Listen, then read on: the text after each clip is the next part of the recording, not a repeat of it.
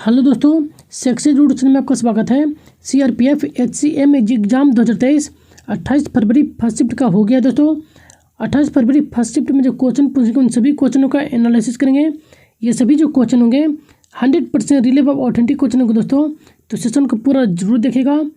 और एक बताओ दोस्तों, इसी तरह का कंटेंट पाने के लिए हमारे चैनल को सब्सक्राइब भी जरूर कर लीजिएगा और बेल आइकन को भी प्रेस कर लीजिएगा, ताकि हमारा जब भी वीडियो किसी भी कंटेंट पर अपलोड होगी तो सबसे पहले आपको पता चलेगा। तो बेल आइकन को जरूर प्रेस कर लीजिएगा दोस्तों, और इसी तरह का कंटेंट पाने के लिए चैनल को सब्सक्राइब जरूर कर लीजिएगा। और हमारे द्वारा जो भी सेशन लिया जाता है उसका पीडीएफ आपको प्रोवाइड करा दिया जाता है। तो आप इसका पीडीएफ कहाँ से प्राप्त करेंगे सेशन के लास्ट में आपको बता दीजिएगा। तो चलिए शुरू करते हैं इसका पहला क्वेश्चन जो पूछा गया था कि भौगोलिक दृष्टिकोण से निम्नलिखित में से कौन सी भारत की भौतिक अवस्था नहीं है। तो भौगोलिक दृष्टिकोण से जो है भारत को 6 भागों में विभाजित किया गया है। तो आप देख लीजिएगा, इनमें से जो भी ऑप्शन में नहीं दिए गए होंगे, इसके अलावा जो दिए गए होंगे ऑप्शन में, वो आपका करेक्ट आंसर होता।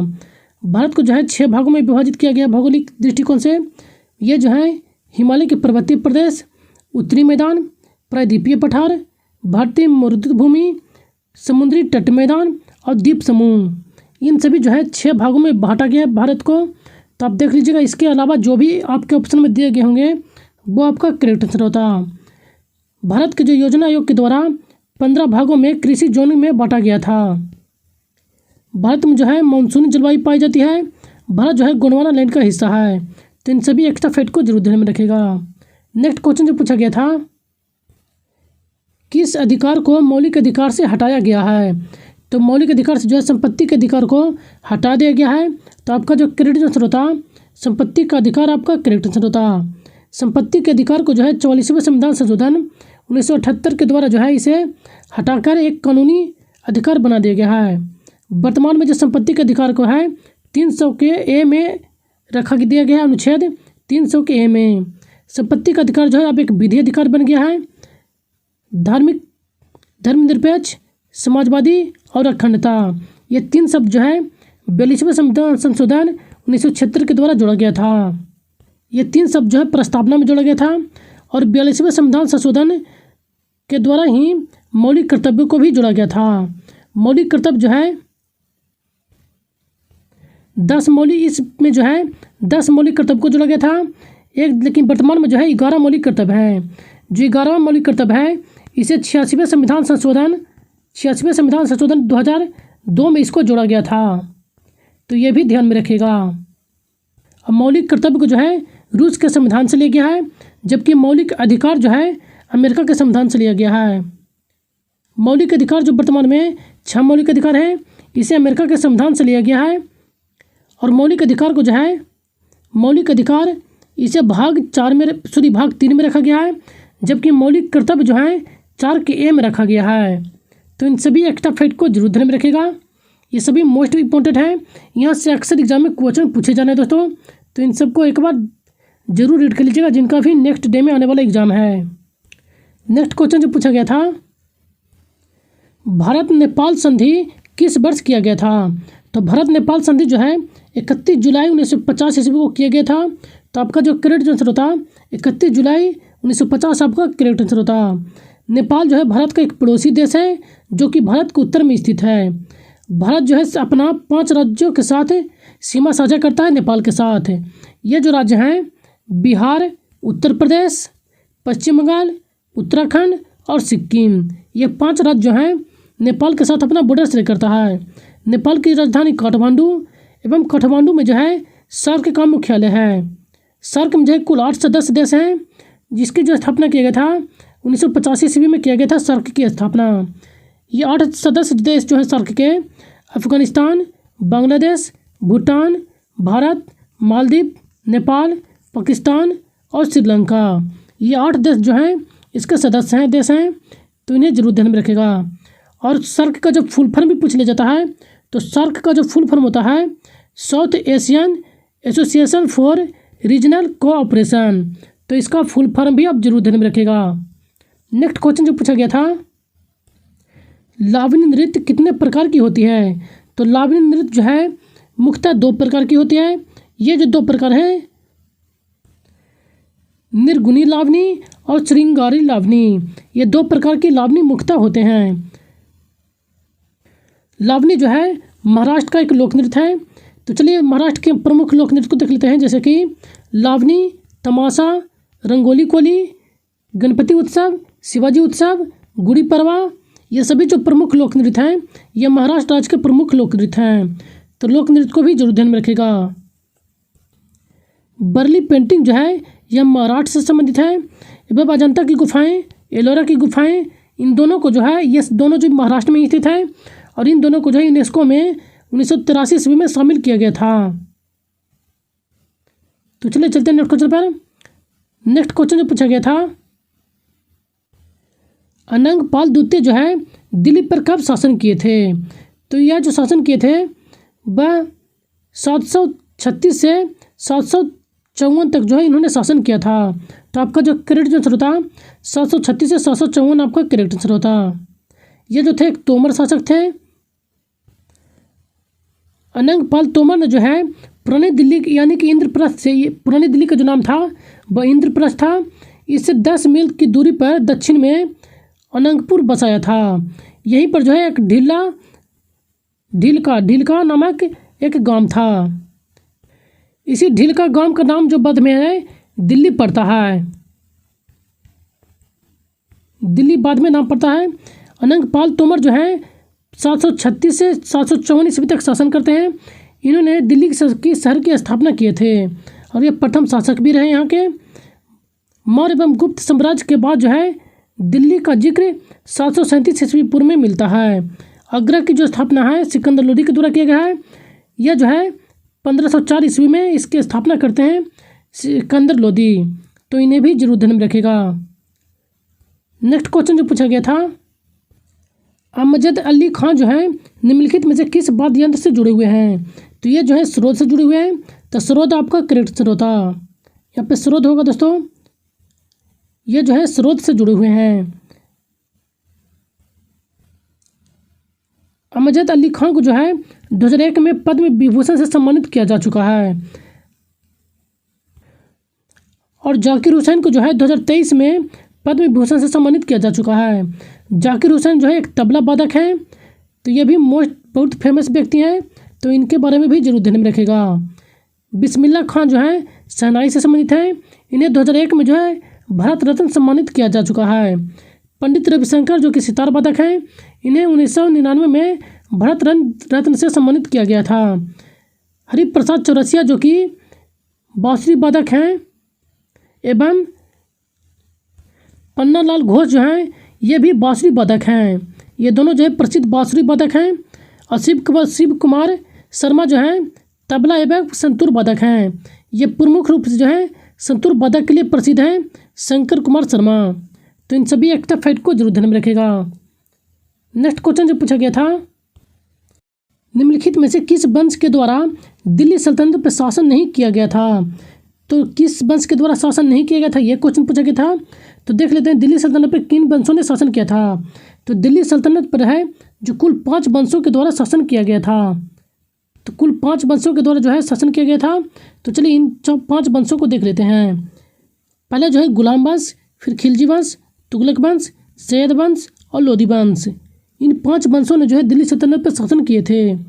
दिल्ली सल्तनत का जो कार्यकाल था वह दिल्ली सल्तनत जो चलती 1206 से 1526 तक जो है दिल्ली सल्तनत का शासनकाल था। सबसे अधिक समय तक तो यथार्थ शासन जो किया था कौन वंश? तुगलक वंश के द्वारा सबसे अधिक समय तक शासन किया गया था। कुतुबुद्दीन ऐबक को जो है लाख बख्श के नाम से जानते हैं। अलाउद्दीन खिलजी को जो है सिकंदर सानी के नाम से भी जाना जाता है।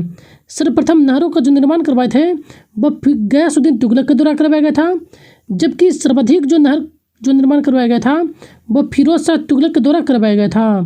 तो इन दोनों को जरूर ध्यान में रखेगा क्योंकि ये भी दोनों मोस्ट इम्पोर्टेंट हैं। और अस्थायी सेना को जो शुरुआत किया गया था रखने के लिए वह अलाउद्दीन खिलजी के द्वारा किया गया था। चंगेज खां जो थे यह एक मंगोल शासक थे। इनके द्वारा जो है सर्वप्रथम जो भारत पर आक्रमण किए थे इन्होंने इल्तुतमिश के शासनकाल में भारत पर आक्रमण किए थे। तो ये भी क्वेश्चन बहुत बार पूछे जाते चुके हैं दोस्तों तो इन्हें भी जरूर ध्यान में रखेगा कि चंगेज खां के द्वारा जो है इल्तुतमिश के शासनकाल में भारत पर आक्रमण किए थे। तो चलिए इनसे संबंधित अन्य एक्स्ट्रा फैक्ट को देख लेते हैं। ये आपको वंश दे दिया गया है एवं कब से कब तक चली थी। जैसे कि गुलाम बख्श जो है 1206 से 1290 ईस्वी तक कुल 84 वर्षों तक शासन किए थे गुलाम दिल्ली सल्तनत पर। उसके बाद खिलजी वंश आई। खिलजी वंश 1290 से 1320 ईस्वी तक चली, कुल 30 वर्षों तक शासन किया। उसके बाद तुगलक वंश 1320 से 1414 तक कुल 94 वर्षों तक शासन किया। और सैयद वंश जो है 1414 से 1450 ईस्वी तक 36 वर्षों तक चली। गुलाम वंश के जो संस्थापक थे इल्तुतमिश, और खिलजी वंश के जलालुद्दीन फिरोज खिलजी, तुगलक वंश के गियासुद्दीन तुगलक, और सैयद वंश के संस्थापक खिज्र खां थे। और वहीं देखा जाए तो लोधी वंश जो है लोधी वंश 1451 से 1526 ईस्वी तक कुल 75 वर्षों तक शासन किए हैं। यानी कि सबसे अधिक लंबी अवधि तक जो है लंबी अवधि तक तुगलक वंश के द्वारा शासन किया गया, और सबसे कम अवधि तक जो है खिलजी वंश के द्वारा शासन किया गया था दिल्ली सल्तनत पर। ये अलाउद्दीन खिलजी के द्वारा प्रमुख जो कार्य किए गए हैं वो आपको दे दिया गया है। तो आप इन्हें भी वीडियो पॉज करके एक बार जरूर रीड कर लीजिएगा। जैसे कि घोड़े को दागने की प्रथा की जो शुरुआत है वो अलाउद्दीन खिलजी के द्वारा किया गया है। तो आप बाकी आप इन सबको देख लीजिएगा। अलाउद्दीन खिलजी से भी मोस्ट इंपोर्टेंट क्वेश्चन पूछे जाते हैं। तो चलिए चलते हैं नेक्स्ट क्वेश्चन पर। नेक्स्ट क्वेश्चन जो पूछा गया था, भारत में किस प्रकार की जलवायु है। तो भारत में जो है उष्णकटिबंधीय मानसून जलवायु है। तो आपका जो करेक्ट आंसर होता उष्णकटिबंधीय मानसून जलवायु आपका करेक्ट आंसर होता। दोस्तों भारत में अधिकांश वर्षा जो होती है वह दक्षिण पश्चिम मानसून से होती है। इसका जो आगमन होता है वह केरल राज्य से होता है।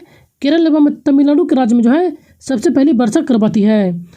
केरल में जो वर्षा करवाती है उसे लौटते हुए जो वर्षा करवाती है उसे आम्र वर्षा के नाम से भी जानते हैं, जो कि केरल के तटीय राज्यों में होता है। आम्र वर्षा इसलिए कहते हैं क्योंकि ये जो है आम को पकाने में अहम भूमिका निभाती है, इसलिए इसे आम्र वर्षा के नाम से भी जानते हैं। वर्षा का अधिकांश भाग जो है स्रोत अरब सागर से होता है। उसके बाद शेष जो है बंगाल की खाड़ी से होता है। सबसे अधिक वर्षा जो मासीराम में होता है। तो इन सबको एक्स्ट्रा फैक्ट को जरूर ध्यान में रखेगा। नेक्स्ट क्वेश्चन जो पूछा गया था, शांति स्वरूप भटनागर पुरस्कार से संबंधित एक क्वेश्चन पूछा गया था, लेकिन इससे संबंधित हमें कंफर्म ऑप्शन नहीं मिल पाए थे दोस्तों। तो भटनागर पुरस्कार से संबंधित सभी ऑप्शन आपको बता देते हैं। जो भी इंपॉर्टेंट फैक्ट हैं आप देख लीजिएगा कि आपको ऑप्शन में क्या दिया गया था। शांति स्वरूप भटनागर पुरस्कार जो है वह 7 क्षेत्रों में जो है दिया जाता है। ये जो 7 क्षेत्र हैं वह जैव विज्ञान, रासायनिक विज्ञान, और ये जो है पृथ्वी, वायुमंडल, महासागर, ग्रह विज्ञान, इन सभी पर जो शोध करते हैं उनको, और इंजीनियरिंग विज्ञान, गणित विज्ञान, चिकित्सा विज्ञान और भौतिक विज्ञान, ये जो है 7 क्षेत्रों में जो है शांति स्वरूप भटनागर पुरस्कार दिया जाता है। इस पुरस्कार का जो नाम है वह औद्योगिक अनुसंधान परिषद के संस्थापक शांति स्वरूप भटनागर के नाम पर जो है रखा गया है। इसे पहली बार जो है 1958 ईस्वी में सम्मानित किया गया था। यह पुरस्कार के द्वारा जो है एक प्रशस्ति पत्र और एक पट्टी और 5 लाख रुपए की नगद राशि पुरस्कृत की जाती है। तो कभी कभी जो है क्वेश्चन में पुरस्कार की राशि भी पूछ लिया जाता है, तो इन्हें भी ध्यान में रखेगा। कनिंग पुरस्कार जो है यह भी विज्ञान के क्षेत्र में दिया जाता है। तो आप देख लीजिएगा कि आपके ऑप्शन में कौन सा दिया गया था और किस रूप में दिया गया था। तो चलिए चलते हैं नेक्स्ट क्वेश्चन पर। नेक्स्ट क्वेश्चन जो पूछा गया था, कथकली नृत्य जो है किस राज्य से संबंधित है। तो कथकली जो है केरल राज्य से संबंधित है। तो केरल आपका करेक्ट आंसर होता। सबसे प्राचीन जो शास्त्रीय नृत्य है वो भरतनाट्यम है, जबकि सबसे नवीनतम जो है वो क्षत्रिय नृत्य है। मैंने ये क्वेश्चन जो है अपने पिछले सेशन के वीडियो में जो है करवा दिया था, इसलिए कहते हैं कि हमारा सेशन जो भी दिया करवाया जाता है उसे पूरा जरूर देखेगा, और जो भी एक्स्ट्रा फैक्ट बताया जाता है उसे जरूर रीड करके जाइएगा। चलिए देख लेते हैं अन्य प्रमुख शास्त्रीय नृत्य को। जैसे कि भारत के जो कुल 8 शास्त्रीय नृत्य हैं, ये जो 8 शास्त्रीय नृत्य हैं, जैसे कि भरतनाट्यम जो है तमिलनाडु से संबंधित है, कथकली केरल राज्य से संबंधित है, मोहिनीअट्टम केरल, कुचिपुड़ी आंध्र प्रदेश, ओडिसी ओडिशा, मणिपुरी मणिपुर, कथक जो है उत्तर प्रदेश, और शास्त्रीय आसाम। तो इन सभी शास्त्रीय नृत्य को जरूर ध्यान में रखेगा। तो चलिए नेक्स्ट चल देख लेते हैं। ये आपको फिगर के माध्यम से दे दिया गया है। आप इस रूप में भी देखकर ध्यान में रखिएगा कि कौन सा जो नृत्य है किस राज्य से संबंधित है, किस शास्त्रीय नृत्य से संबंधित है, आप देख लीजिएगा। नेक्स्ट क्वेश्चन जो पूछा गया था कि संसदीय शासन सरकार के में जो है शक्ति किसके पास निहित होती है। तो संसदीय सरकार में जो है शक्ति जो निहित होती है वो जनता के पास निहित होती है। जो भी संसदीय शासक होता है वहाँ पर जनता के पास निहित होता है। जैसे कि भारत में जो है प्रस्तावना में ही शुरू में बोला गया है कि हम भारत के लोग से ही शुरू होता है। तो इस रूप में जो है जनता ही इसका सर्वोच्च शक्ति का केंद्र होगा। तो इस प्रकार जो है जनता ही सभी शक्ति का केंद्र होगा। तो आपका जो क्रेडिट आंसर होता हमारे हिसाब से जनता के पास ही आपका क्रेडिट आंसर होता। तो आप देख लीजिएगा कि आपके ऑप्शन में किस रूप में दिया गया था। तो आज हमें बच्चों के द्वारा बस इतने क्वेश्चन प्राप्त हुए थे दोस्तों। ये सभी क्वेश्चन 100% रिलेवेंट ऑथेंटिक क्वेश्चन है। तो हमारे चैनल को एक बार लाइक जरूर कर दीजिएगा दोस्तों, और अपने दोस्तों के साथ भी अधिक से अधिक शेयर कीजिए ताकि इसका सभी बेनिफिट उठा सकें। और यदि हमारे चैनल पर पहली बार आए दोस्तों तो इसी तरह का कंटेंट पाने के लिए हमारे चैनल को सब्सक्राइब जरूर कर लीजिएगा। और कोई भी सुझाव यदि करी हो तो हमें कमेंट बॉक्स में अपना सुझाव जरूर दीजिएगा दोस्तों। और इसका PDF हमारे टेलीग्राम चैनल पर प्रोवाइड कर देता है, जिसका लिंक इस वीडियो के डिस्क्रिप्शन बॉक्स में दे दिया गया है। आप वहाँ से हमारे टेलीग्राम चैनल को ज्वाइन कर सकते हैं। तो सेशन में बने रहने के लिए धन्यवाद। Thank you.